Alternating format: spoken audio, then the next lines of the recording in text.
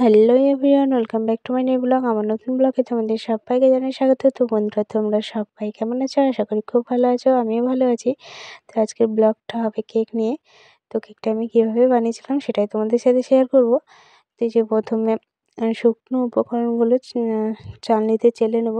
তো এই যে 1 বাটি ময়দা দিয়ে দিলাম এর মধ্যে। তারপরে কিছুটা গুঁড়ো দুধ দেবো আর কি। এই যে কিছুটা গুঁড়ো দুধ দিয়ে দিচ্ছি। তারপরে 1 চামচ বেকিং পাউডার, 1/2 চামচ বেকিং সোডা। তো এবার এগুলোকে ভালোভাবে মিশিয়ে চেলে নিতে হবে আর কি। তো এই যে ভালোভাবে আমি এখন চামচটা দিয়ে ভালোভাবে মিশিয়ে নেব। মিশিয়ে নেওয়ার পরে চেলে নেব। তো পুরো ভিডিওটি দেখার জন্য তোমাদের কাছে অনুরোধ রইল। আশা করি তোমাদের ভিডিওটি ভালো লাগবে। আর ভিডিওটি ভালো লাগলে অবশ্যই লাইক, কমেন্ট, শেয়ার করে দিও। আর চ্যানেলটি সাবস্ক্রাইব করা না থাকলে চ্যানেলটিকে সাবস্ক্রাইব করে দিও। আর যারা ফেসবুক থেকে দেখছো তারা ফেসবুক পেজটিকে ফলো করে দিও। তো এই যে দেখো আমার চেলে নিয়েছি, এরপরে চামচ দিয়ে একটু ভালোভাবে মিশিয়ে নিচ্ছি। এই যে মেশানো হয়ে গেছে। তো এবার এই যে আমি 2টো ডিম দিয়ে বানাবো আজকে কেকটা। 2টো ডিম এই যে ফাটিয়ে নিয়েছি বাটির মধ্যে। তো এবার কুসুমগুলোকে আলাদা করে নিতে হবে। তো এই যে ডিম থেকে কুসুমটা আলাদা করে নিয়েছি, মানে সাদা অংশটা থেকে। তো এবার এই সাদা অংশটাকে ভালোভাবে এই যে এইভাবে ফেটিয়ে নিতে হবে। যত ভালো ফেটাবে তত কেকটা ভালো হবে, স্পঞ্জি হবে। তো এই যে দেখতেই পাচ্ছ আমি ভালোভাবে ফেটিয়ে নিচ্ছি। তো এই যে ফেনা ফেনা হয়ে গেছে, মানে বাবলস উঠছে, এরকম হবে। তো আরও ভালোভাবে ফেটালে আরও সুন্দর হবে কেকটা। তো এই যে দেখতে পাচ্ছ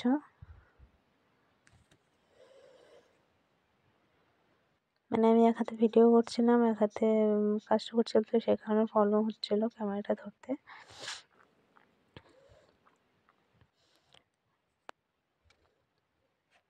মানে ফেটাতে হবে প্রায় 15 থেকে 20 মিনিটের মতো। তারপরে যে এরকম হবে।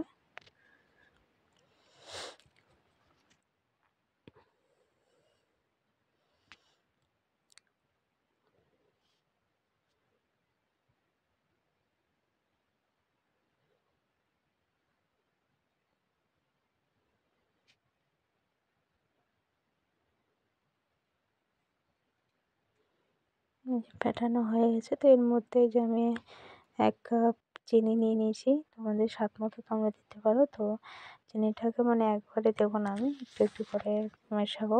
তো এই যে অল্পটুকু দিয়ে দিয়েছি। তারপর আবার একটু ফেটিয়ে নেব। ফেটিয়ে নেওয়ার পরে আবার বাকি চিনিগুলো এইভাবে একটু একটু করে দিয়ে আর কি মেশাবো। তো এই যে বাকি চিনিগুলো এইভাবে মেশাচ্ছি আমি। মানে চিনিটা খুব ভালোভাবে মিশিয়ে নিতে হবে, এভাবে ফেটিয়ে নিতে হবে, তাহলে ভালো হবে কেকটা। তো যতক্ষণ না মানে মিশবে আর কি চিনিটা, ততক্ষণ ফেটাতে হবে। তো কী বলো তো, চিনিটা আর কি গুঁড়ো করে নিলে ভালো হয়। তো আমি গুঁড়ো করে নিই আর কি এইভাবেই। চিনিটা ভালোভাবে মেশানোর পর যে বাকি হচ্ছে ডিমের কুসুমটা যেটা তুলে রেখেছিলাম বাটিতে, তো সেইটাও দিয়ে ভালোভাবে মিশিয়ে নিতে হবে। তো স্কিপ করে গেছে আর কি ভিডিওটা। তো এই যে এবার 1 কাপ তেল নিয়েছি। 1 কাপ তেলটাকে যে এইভাবে একটু একটু করে ভালোভাবে মিশিয়ে নিতে হবে। সব একবারে দেওয়া যাবে না আর কি। তো আমি এই যে দেখতে পাচ্ছ ভালোভাবে মিশিয়ে নিচ্ছি একটু একটু করে সবগুলো দিয়ে এবার আমি শুকনো উপকরণটা এর মধ্যে দেবো। তো এটাও একবারে দেওয়া যাবে না, একটু একটু করে দিতে হবে, মেশাতে হবে। তো এই যে আমি চামচ দিয়ে উঠাবো। তো অল্প অল্প করে দিয়ে আর কি ভালোভাবে মেশাতে হবে। তো এই যেভাবে অল্প অল্প করে দিয়ে মেশাচ্ছি। তো এই যে দেখতেই পাচ্ছ একটু একটু করে সবগুলো দিতে হবে, এভাবে হালকাভাবে আর কি মেশাতে হবে। মানে খেয়াল রাখতে হবে যাতে গোটা আর কি না থেকে যায়। তো সেই কারণে অল্প অল্প করে দিয়ে মিশিয়ে নিচ্ছি ভালোভাবে। তো এই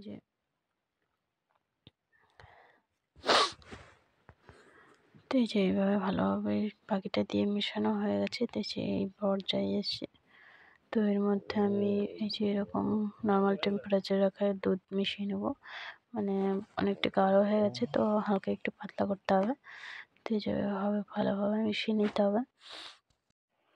তো এই যে দেখো এই পর্যায়ে আসলো, এরকম হবে ব্যাটারটা ঠিক।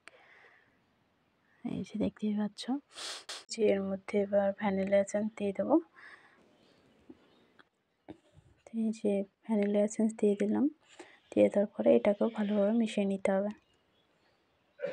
একটা সিলভারের বাটি নিয়ে নিয়েছি আর এর মধ্যে তেল দিয়ে দিয়েছি, সাদা তেল দিয়ে ব্রাশ করে নিয়েছি। তো এর মধ্যে এবার যে আমি কাগজ কেটে রেখেছিলাম, তো এটাকেও এবার এর উপর তেল দিতে হবে। তেল দিয়ে ভালোভাবে ছড়িয়ে দিতে হবে আর কি। তো এই যে এবার আমি বেটারটাকে একটু ফেটিয়ে নিচ্ছি, এরপরে বাটিটার মধ্যে ঢেলে দেবো।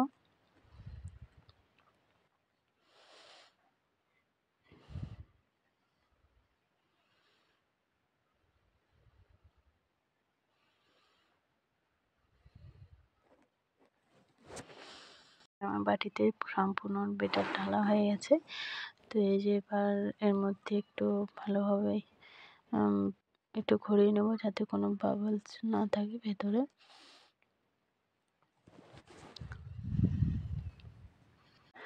তো এবার এটাকে বাটিটাকে একটু ভালোভাবে যে এইভাবে ঝাঁকিয়ে নিতে হবে সেট হওয়ার জন্য। আর এই যে আমি চুলায় আগে থেকে বালি গরম করে বসিয়ে রেখেছিলাম। তো এবার এর মধ্যে এটাকে বসিয়ে দেবো কড়াইয়ের মধ্যে। এই যে ভালোভাবে সমানভাবে বসাতে হবে।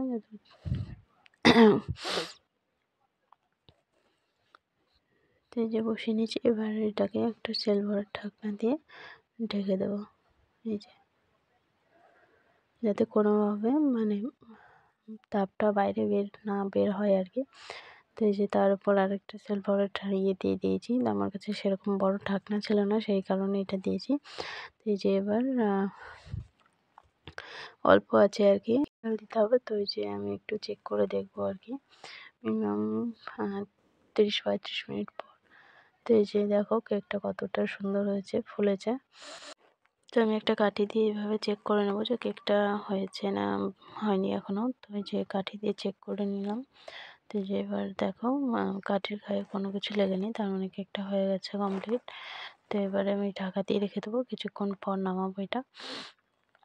তো এই যে কড়াই থেকে নামিয়ে নিয়েছি, নামিয়ে নেওয়ার পরে যে হালকাভাবে এইভাবে চাকু দিয়ে ছাড়িয়ে নিচ্ছিলাম, মানে মিনিমাম 20-25 মিনিট পর কেকটা ঠান্ডা হওয়া পর্যন্ত। তো এই যে এইভাবে ছাড়িয়ে নিতে হবে, তাহলে তুলতে সুবিধা হবে আর কি। একটা প্লেট দিয়ে দিয়েছি, প্লেট দিয়ে এটা উল্টিয়ে দেবো। এই যে উল্টিয়ে দিয়েছি বাটিটাকে। তো এই যে এবার এইভাবে কাগজটাকে ছাড়িয়ে নিতে হবে। তো এই যে দেখো কেকটা কত সফট হয়েছে আর স্পঞ্জি হয়েছে। তো আমি তোমাদেরকে কেটে দেখাচ্ছি কতটা সুন্দর হয়েছে কেকটা। তো এই যে দেখো কেটে দেখাচ্ছি। তো আশা করি তোমরা সবাই পুরো ভিডিওটি দেখেছো বন্ধুরা। পুরো ভিডিওটি দেখার জন্য তোমাদের অসংখ্য ধন্যবাদ। তো আজকের মতো এই পর্যন্ত, টাটা, বাই বাই। সবাই ভালো থেকো, সুস্থ থেকো।